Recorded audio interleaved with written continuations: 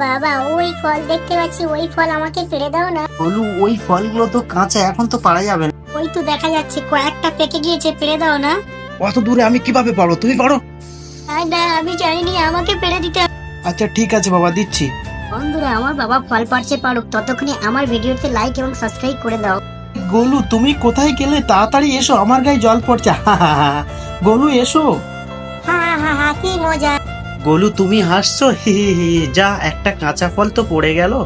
বাবা কই দেখি, তোমার ওই হাতে, ওই হাতে পাকা ফল তো। ঠিক আছে, আমি ফলটা ছিলে দিই, তোমার জন্য তো পেরেছি, তুমি অত ছটফট করছো কেন? ফলের মধ্যে দানা দেখছি, সাবধানে খাওয়াতে হবে। গোলু খাও, সাবধানে খাবে, ফলের মধ্যে অনেক দানা আছে।